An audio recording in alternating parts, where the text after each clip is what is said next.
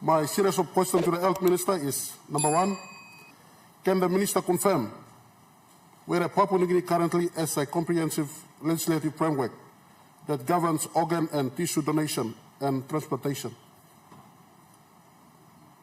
If not, what steps are being taken to develop such law? Number two question, is there a law in place that regulates the process of organ donation in PNG, including donor consent, organ matching, and protection against commercial organ trade?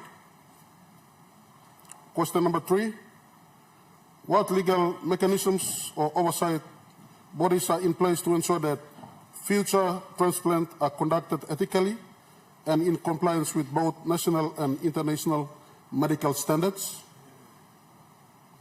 Number four, can the Minister provide a timeline or update on when the proposed kidney transplantation legislation will be introduced in Parliament and what key provisions will be included to regulate such medical procedures?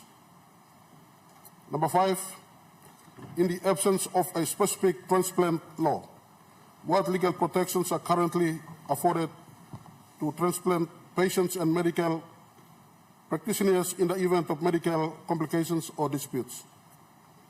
And finally, will the upcoming legislation, if any, ensure equitable access to transplant service and prevent potential discrimination or misuse in organ allocation? Thank you, Deputy Speaker. Minister for Health. Thank you. Thank you very much, the Acting Speaker. I thank the member for Talasia and the Chairman of the Public Accounts Committee for this very, very important question. We face many challenges in the public health system, but this important news coming out from Port Moresby General Hospital on the 14th and the 15th of May 2025 is a significant achievement to the public health system in our country. Yeah. And all this won't be possible if we do not have the leadership of the Prime Minister.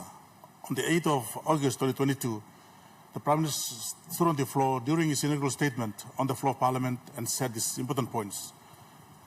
We must begin to do kidney transplant in 2025. We must treat our cancer cases.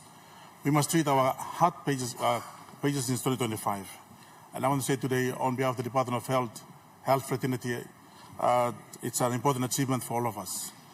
Coming back to the question raised by the good member, we have three important laws. Firstly, that covers the kidney transplants or organ transplants in Papua New Guinea.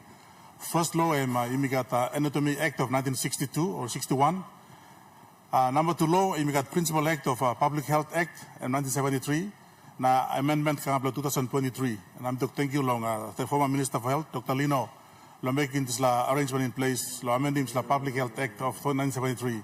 He got a clear section where he took him that allows for organ transplants in the country. Clear, stop straight, let's slap. And then we got National Health Administration Act of 1997, where we talk law standards, talk law quality, talk law safety of how all these projects must be done, by what kind of professionals, what kind of environment. All of these are already set up properly in the system.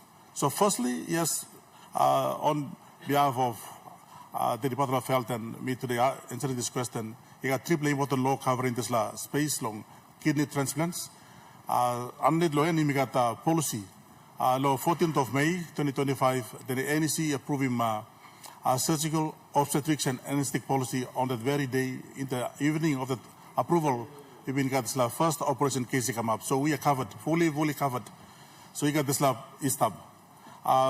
The policy surgical obstetrics and anesthetic policy 2025 to 2030, and we covered, we stop inside. And then under the policy, we got all standard operating procedures, and it's 3 to 5 years work where plan the clinicians, PMGHs, led by many of our chief clinicians, only take part in. Now you got is a wide ranging of clinical procedures that covered under this, that must cover different sites, different sorts of surgical cases where perform inside law health system. So we got legislation stop, and then we got a policy stop, we got SOP stop, where to cover all ethical requirements, consent form blow shot by donor, give him kidney, organ for that matter. na ika to start by receiving this la to only fully undergoing different process loliet na only amas na arim talk and then only get consent system where only been signing.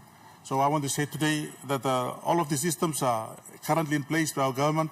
The performing kidney transplant in our country is safe, is fully covered by our various laws with all the policy and ethical projects in place. One black kidney transplant, suppose Swamlo line blue yumi igolo overseas, it's costing 400 to 500,000 kina one black case tasol. One black case tasol. At the moment we have about 50 line is our call PMCH or PNC Kidney Foundation that is actually run by Sir Martin Poe and a team belong him. I want to acknowledge them. They actually participated in training many of our nephrologists or kidney specialists for the last couple of years.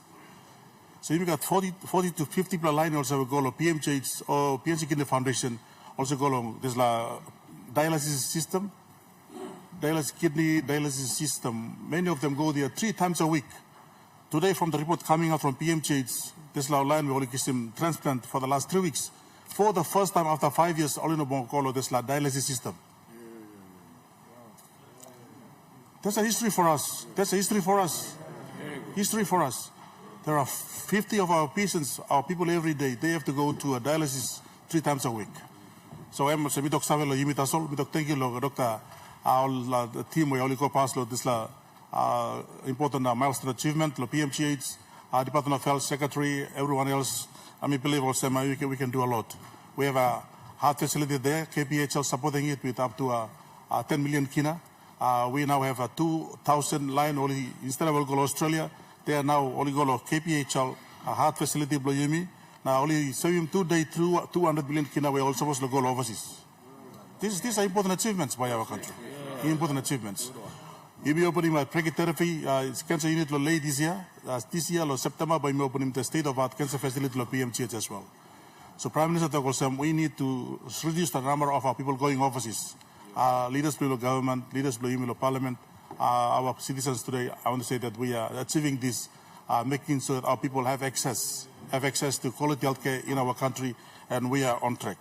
I want to say thank you to NFA, National Fisheries Authority, for committing 10 million kina of funding kidney transplant will take place.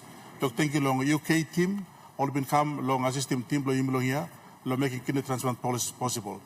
Thank you very much again for allowing me to answer this important question. Papua New Guinea, kidney transplant is in place. We are fully covered. Please look and pour it, look come and look online by PMC's long service. Thank you very much.